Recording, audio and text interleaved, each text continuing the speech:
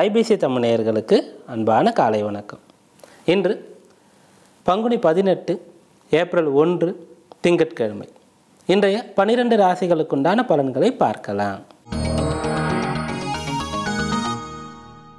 மேஷ ராசி அன்பர்களே, இந்நாளில் நீங்கள் தன்னம்பிக்கையோடு காணப்படுவீர்கள்.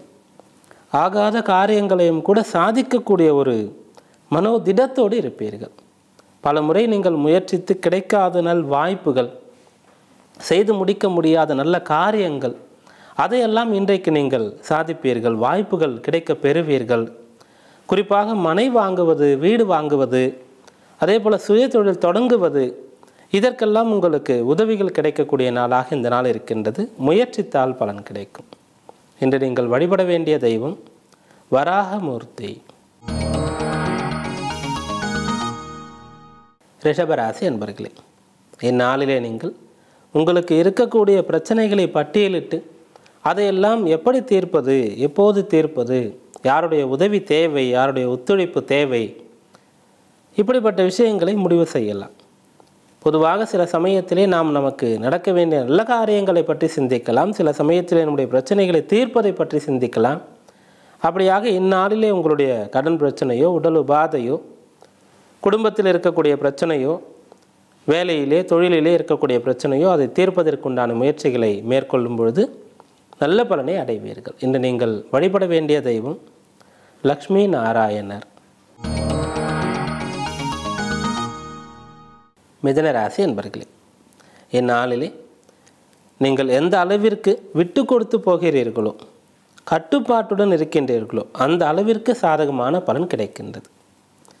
ஒரு தேர்வு நடத்தி பிறகு ஒரு மாணவரை தேர்ந்தெடுத்து அதன் பிறகு உத்தியோகம் கொடுப்பது போல வாழ்க்கையிலே நமக்கு நிறைய விஷயங்கள் முதலிலே தேர்வாக அமைந்து விடுகின்றது. அதிலே நாம் சரியாக நடந்து கொள்ளும்போது பலனை நாம் பெற முடியும். அப்படியாக இன்றைய நாளிலே நீங்கள் எந்த அளவிற்கு மௌனம், பொறுமை, சகிப்புத்தன்மை, விட்டு கொடுப்பது இவற்றை கடைபிடிக்கிறீர்களோ அந்த அளவிற்கு உங்களுக்கு பலன் கிடைக்கும், நல்ல பெயர் கிடைக்கும், குறைந்தபட்சம் பிரச்சனை இல்லாமல் இருக்கும். இன்று நீங்கள் வழிபட வேண்டிய தெய்வம் சரபேஸ்வரர். கடகராசி என்பர்களே, இந்நாளிலே பெற்றோர் சொல்படி கேட்டு நடப்பது நல்லது. நீங்கள் மத்தியம வயதிலே இருக்கக்கூடிய நபர் என்றால் பெற்றோர் மீது அக்கறை எடுத்துக்கொள்வது அவசியமான ஒரு விஷயமாக இருக்கின்றது. எப்படி குழந்தைகள் மீது நமக்கு அன்பு இருக்கின்றதோ, அவர்கள் மீது அக்கறை எடுத்துக்கொள்கிறோமோ, நம்முடைய பெரும்பகுதி வருமானத்தை அவர்களுடைய எதிர்காலம் கருதி கல்விக்காக செலவு செய்கின்றோமோ, அதில் பாதியாவது நம்முடைய பெற்றோர் மீது அக்கறை எடுத்துக்கொள்ள வேண்டும். இதை எல்லோருமே செய்துவிட்டால் வயோதிக நிலையில் இருக்கக்கூடிய எவரும் ஆதரவின்றி இருக்க மாட்டார்கள். எவருக்கும் பாவங்கள் வந்து சேராது, பித்ரு தோஷங்கள் ஏற்படாது. அப்படியாக இன்றைக்கு நீங்கள் பெற்றோர் மீது அக்கறை எடுத்துக்கொள்ள வேண்டிய நாளாக இருக்கின்றது. இன்று நீங்கள் வழிபட வேண்டிய தெய்வம் சிவபெருமான். சிம்மராசி அன்பர்களே, கொடுக்கல் வாங்கலிலே பிரச்சனை ஏற்பட்டிருந்தால் அது இப்போது சரியாகும். ஞாபக மறதி, முக்கியமான பொறுப்புகளை சரிவர செய்யாமல் விட்டது, முக்கிய பொருட்களை தொலைத்து விட்டது, அல்லது வீட்டிலே உங்களுடைய அலுவலகத்திலே களவு போனது, இப்படிப்பட்ட பிரச்சனைகளிலிருந்து நீங்கள் மீண்டு வரக்கூடிய நாளாக இந்த நாள் இருக்கின்றது. போராட்டத்திற்கு பிறகு அமைதி, ஆனந்தம் என்று சொல்லக்கூடிய அமைப்பாக இந்த நாள் இருக்கின்றது. இன்று நீங்கள் வழிபட வேண்டிய தெய்வம் ஸ்ரீ ரங்கநாதர். கன்னிராசி அன்பர்களே, இந்நாளிலே உங்களுடைய பூர்வீக சொத்துக்கள் கைவந்து சேர்வது, அதே போல் நீங்கள் அனுபவிக்க முடியாமல் இருக்கக்கூடிய சொத்துக்களை விற்றுவிட்டு தேவையான இடங்களிலே சொத்துக்களை வாங்குவது, இந்த விஷயங்கள் சாத்தியமாகும். மேலும் பிள்ளைகளுடைய தேவை எதுவென்று புரிந்து கொண்டு அதை சரிவர நிறைவேற்றுவதும் கூட இன்றைக்கு சாத்தியமாகின்றது. குலதெய்வம் சம்பந்தமான உங்களுடைய கேள்விக்கு பதில் கிடைக்கும். இன்று நீங்கள் வழிபட வேண்டியது உங்களுடைய குலதெய்வம்.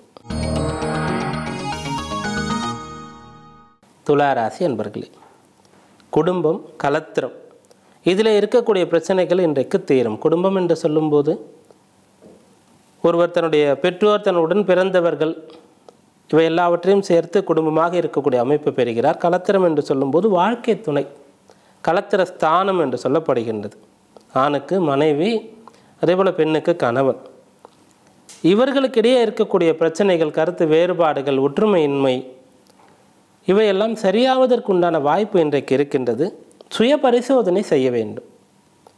இன்றைக்கு நீங்கள் நிதானமாக சரியாக சிந்தித்து கவனமாக இருக்கும்போது பிரச்சனைக்கு உண்டான காரணம் என்ன என்பது தெரியும். அது தெரிந்துவிட்டால் தீர்வு தெரியும், ஒற்றுமை பிறக்கும்.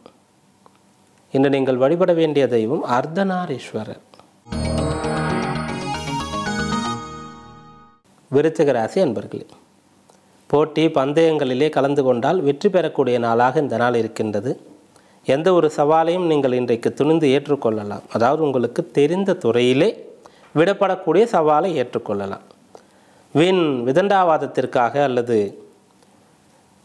குருட்டு தைரியத்திலே நாம் தெரியாத விஷயங்களிலே எப்போதும் சவால்களை ஏற்றுக்கொள்ளக்கூடாது. வாக்குவாதம் கூட செய்யக்கூடாது. தெரியாததை தெரியாது என்று ஒத்துக்கொள்ளும் போது பிரச்சனையே இல்லை. அதே போல் தெரிந்த விஷயத்திலே தாராளமாக நாம் போட்டி போடலாம், தவறு கிடையாது. அப்படியாக இன்றைக்கு நீங்கள் போட்டி பந்தயங்களிலே கலந்து கொண்டு வெற்றி பெறுவீர்கள், நேர் வழியிலே. இன்று நீங்கள் வழிபட வேண்டிய தெய்வம் முருகப்பெருமான்.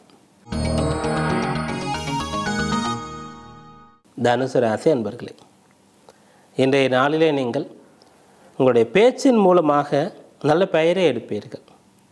பிறர் உங்களை பெரிய மனிதர், ஒரு குரு என்று நினைக்கும்படியாக நீங்கள் சரியான விஷயங்களை பேசுவீர்கள். பிறரை சரியாக வழி நடத்துவீர்கள். பிறரை வழி நடத்தக்கூடிய பொறுப்பில் இருக்கக்கூடியவர்கள் எப்போதும் கவனமாக இருக்க வேண்டும். அதாவது நாம் வாங்கக்கூடிய விலை அதிகமாக இருக்கக்கூடிய பொருட்கள் கட்டாயம் தரமாக இருக்க வேண்டும். அப்படியாக நாம் பிறருக்கு வழி சொல்லக்கூடிய, புத்தி சொல்லக்கூடிய இடத்தில் இருக்கும்போது அதற்கு தகுதியான நபராக நாம் இருக்க வேண்டும். இன்றைக்கு நீங்கள் அப்படியாக உங்களுடைய தகுதிகளை வளர்த்து கொள்வது, பிற இடத்திலே நல்ல பெயரை பெறுவது இவையெல்லாம் சாத்தியம். இன்று நீங்கள் வழிபட வேண்டிய தெய்வம் சத்யநாராயண சுவாமி.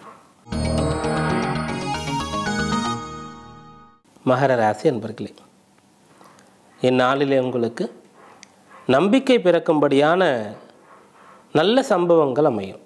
நாம் வெற்றி பெறுவோம், சாதிப்போம், உயர்வோம், நாமும் கூட செல்வந்தராக ஆவோம், நம்முடைய கடமைகள் அனைத்தையும் நிறைவேற்றுவோம், இந்த கல்வியிலே பெரிய அளவிற்கு நாம் சாதிப்போம், இந்த உத்தியோகத்திலே உயர் அதிகாரி முதலாளியிடத்திலே பாராட்டு பெறுவோம், ஏற்பட்ட நோயிலிருந்து மீண்டு வருவோம், இப்போது இருக்கக்கூடிய கடன் பிரச்சனையை முடித்து விடுவோம். இப்படியாக உங்களுக்கு இருக்கக்கூடிய பிரச்சனை எதுவோ, சவால் எதுவோ, எதை நீங்கள் சாதிக்க வேண்டுமோ அதிலெல்லாம் உங்களுக்கு நேர்மறை எண்ணங்கள், வெற்றி பெறுவோம் என்ற நம்பிக்கை பிறக்கக்கூடிய நாளாக இந்த நாள் இருக்கின்றது. குடும்ப நபர்களுடைய துணையும் கூட உங்களுக்கு கிடைக்கும்.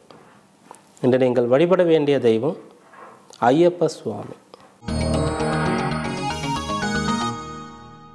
கும்பராசி அன்பர்களே, உடன் பிறந்தவர்களுக்காக செலவு செய்யக்கூடிய நாளாக இந்த நாள் இருக்கின்றது. மூத்த சகோதரர் தந்தைக்கு சமம். அதனால் இளையவர்களை படிக்க வைப்பது, அவர்களுக்கு சொல்லிக் கொடுப்பது, அவர்களுடைய குற்றங்களை பொறுத்து கொள்வது பெரியவர்களுடைய கடமை. அதை இன்றைக்கு நீங்கள் நினைவில் கொள்ள வேண்டும். மேலும் நண்பர்கள், நிறைய நண்பர்கள் நமக்கு இருப்பதை காட்டிலும் நல்ல நண்பர்கள் இருக்க வேண்டும். நாம் பொழுதை போக்குவதற்காக, உல்லாசமாக இருப்பதற்காக மட்டும் நண்பர்கள் கிடையாது. நம்முடைய சுக துக்கங்களிலே பங்கெடுத்து கொள்வது, நம்மை நல்வழிப்படுத்துவது, நம்மிடத்தில் இருக்கக்கூடிய குறைகளை எடுத்து கூறி நம்மை திருத்துவது, இதுவெல்லாம் தான் நண்பர்களின் செயலாக இருக்க வேண்டும், கடமையாக இருக்க வேண்டும். அப்படிப்பட்ட நண்பர்களை இனம் கண்டு கொள்ளக்கூடிய நாளாக இந்த நாள் இருக்கின்றது. இன்று நீங்கள் வழிபட வேண்டிய தெய்வம் நடராஜ பெருமான்.